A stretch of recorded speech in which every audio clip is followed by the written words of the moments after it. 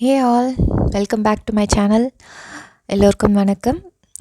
Happy new year to all and இனிய ஆங்கில புத்தாண்டு நல்வாழ்த்துக்கள். இது இஸ் 2023 ஜனவரி 1st மார்னிங். இன்றைக்கி மார்னிங் பார்த்திங்கன்னா சீக்கிரமாகவே எழுந்திரிச்சிட்டேன் அண்ட் எல்லா வேலையும் பார்த்துட்டு இருந்தேன். மார்னிங் பூஜைக்கெல்லாம் ரெடி பண்ணிவிட்டு குளிச்சுட்டு ஃபஸ்ட்டு நெய்வேத்தியத்துக்கு பாயசம்க்கு ரெடி பண்ணிகிட்ருக்கேன். ஜவ்வரிசியும் சேமியாவும் போட்ட மாதிரி பாயசம் குயிக்காக செஞ்சிடக்கூடிய ஒரு நெய்வேத்தியம். ஸோ நான் எப்படி செய்கிறேன், இன்றைக்கி என்னோடய மார்னிங் எப்படி இருந்ததுன்றதுக்காக இந்த வீடியோவை ஷேர் பண்ணுறேன். நான் ஆல்ரெடி ஃபஸ்ட்டே காஃபி குடிச்சிட்டேன், பால் காசி ரெகுலராக காசுகிற மாதிரி காசி. இது வந்து 1/2 லிட்டர் பால் வந்து தனியாக காசிருக்கேன். கொஞ்சமாக ஜவ்வரிசி ஊற வச்சுருந்தேன். ஒரு குட்டி கப்பில் கொஞ்சோண்டு ஒரு 4-5 டேபிள் ஸ்பூன் அளவுக்கு ஜவ்வரிசி எடுத்தாலே போதும்னு வச்சுக்கோங்களேன். 1/2 லிட்டர் பாலுக்கு. அது கொஞ்சமாக தண்ணி விட்டு தனியாக ஒரு பாத்திரத்தில், அதாவது பாயசம் பண்ணுற பாத்திரத்தில் வேக போட்டிருக்கேன்.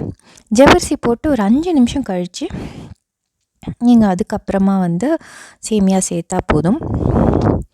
ஏன்னா சேமியா வந்து நான் வறுத்த ரோஸ்டட் சேமியா வைக்கும் இல்லையா, கொஞ்சம் ப்ரௌனான மாதிரி அந்த சேமியா தான். ஸோ அது சட்டுன்னு வெந்துடும் அது போட்ட உடனே. அது இன்னொரு 5 மினிட்ஸ் போதும். பட் ஜவ்வரிசிக்கு இன்னும் கொஞ்சம் டைம் எக்ஸ்ட்ரா பிடிக்கும்.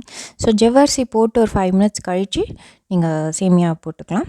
அதுவும் சேமியாவும் பார்த்திங்கன்னா ஒரு சின்ன ஒரு 1/2 கப் தான், அந்த கப்லேயே பாதி. அப்போ தான் கரெக்டாக இருக்கும். இல்லைன்னா வந்து ரொம்ப நிறைய ஜவ்வரிசியும் சேமியாவும் நிறைய ஆயிடுச்சுன்னா 1/2 லிட்டர் பாலுக்கு ஜாஸ்தியாக அந்த மாதிரி ஆகிடும். ஸோ கொஞ்சமாக ஜவ்வரிசி வந்து சேமியாவை விட கொஞ்சம் கம்மியாகவே எடுத்துக்கோங்க. குழகுழப்பு தன்மை ஜாஸ்தி ஜவ்வரிசிக்குங்கிறதால கம்மியாக எடுத்தாலே போதும். அது கரெக்டாக வேக வைக்கணும். அதனால தான் 5 மினிட்ஸ், ஒரு 1/2 மணி நேரம் ஊற வச்சுருந்த ஜவ்வரிசியாக இருந்தால் 5 மினிட்ஸ் போட்டு 5 மினிட்ஸ் கொதிச்சதுக்கப்புறமா சேமியா சேர்த்து இன்னும் ஒரு 5 மினிட்ஸில் சேமியாவும் வெந்துடும். அதுக்கப்புறம் நம்ம பால் ஆட் பண்ணிக்கலாம். அப்போ தான் பதம் கரெக்டாக வரும். இல்லைன்னா ஜவ்வரிசி பாயசம் ஜென்ரலாக நிறைய பேருக்கு குழகுழப்போடு கெட்டி தட்டிடும். அப்படிலாம் ஆகாமல் நல்லாயிருக்கும். சூடு ஆறுனதுக்கப்புறமும் கரெக்டாக வெந்திருந்த ஜவ்வரிசியாக இருந்தால் பாயசம் நல்லாயிருக்கும். ஸோ நான் காஃபி போட்டுட்டு இருந்தேன். அது வேகிற கேப்பில் நானும் ஹஸ்பண்டும் காஃபி குடிச்சிட்டு அதுக்கப்புறம் பார்த்திங்கன்னா நான் சேமியாவும் போட்டுட்டேன். வெந்துருச்சு. சேமியாவும் ஜவ்வரிசியும் சேர்ந்து 10 நிமிஷத்துக்குள்ளேயே வந்து நல்லா வெந்துடும். அதுக்கப்புறம் 1/2 லிட்டர் பால் தண்ணி விடாமல் காசினது அதை ஃபுல்லாக ஆட் பண்ணிக்கிட்டா அவ்வளோதான். அதுக்கப்புறம் உங்கள் இனிப்புக்கு தகுந்த மாதிரி சுகர் ஆட் பண்ணிக்கோங்க. ரொம்ப குயிக்காக பாயசம். இதுக்கப்புறம் ரொம்ப கொதிக்க வேண்டாம். எல்லாம் கூடி ஒரு லேசாக பொங்கி வர மாதிரி ஆனோடனே நீங்கள் வந்து சுகர் ஆட் பண்ணி சுகர் கரைஞ்சதுக்கப்புறம் ஆஃப் பண்ணிக்கலாம். அப்புறமா நம்ம தாளித்து கொட்டிக்கலாம். நான் ஜவ்வரிசி வேகும் போதே வந்து ஒரு 2-3 ஏலக்காய் வந்து நான் தட்டினா மாதிரி லேசாக தட்டினா மாதிரி போட்டிருப்பேன். நான் ஃபுல்லாக பிச்சியும் போடாமல் அந்த மாதிரி லேசாக தட்டினா மாதிரி ஒரு 4 ஏலக்காய் போட்டு நல்லா வேக விட்டுருப்பேன். அந்த ஜவ்வரிசி வேகும் போதே அது கூடவே சேர்ந்து, அப்போ தான் கொஞ்சம் நல்லா வாசனை இருக்கும். அண்ட் ஜவ்வரிசிக்கு ரொம்ப ஆடான ஒரு ஸ்மெல் இருக்கும். அது பாயசமில் வராமல் ஏலக்காய் ஸ்மெல் டாமினேட் பண்ணும். ஏலக்காய் பொடி வச்சுருந்தா நீங்கள் தாராளமாகவே ஒரு 1/2 டீஸ்பூன் மாதிரி ஏலக்காய் பொடி போட்டுக்கலாம். இப்போ பாயசம் ரெடி. ஆஃப் பண்ணிவிட்டு நான் ஒரு 2 டீஸ்பூன் மாதிரி நெய், அதில் கொஞ்சோண்டு முந்திரி, திராட்சை பிடிக்கும்னா நீங்கள் திராட்சை சேர்த்துக்கலாம். இங்கே குழந்தைங்க எனக்கு யாருக்குமே வந்து திராட்சை பிடிக்காது, காஞ்ச திராட்சை. அதனால் முந்திரி மட்டும்தான் வறுத்து சேர்ப்பேன். ஸோ நான் முந்திரி வறுத்து சேர்த்துக்கிட்டது அவ்வளோதான்.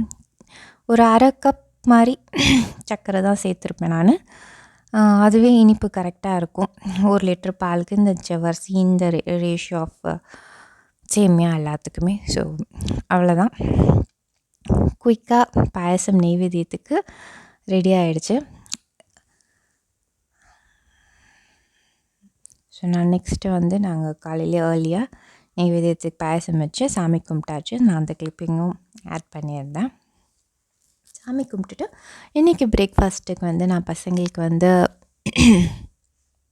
பொட்டேட்டோ சாண்ட்விச் தான் செஞ்சிட்ருந்தேன். ரொம்ப சிம்பிளான குயிக்கான பொட்டேட்டோ சாண்ட்விச், ஸ்பைசியெல்லாம் இருக்காது. குழந்தைங்களுக்கு பிடிச்ச மாதிரியான ஒரு வேர்ஷன் தான்.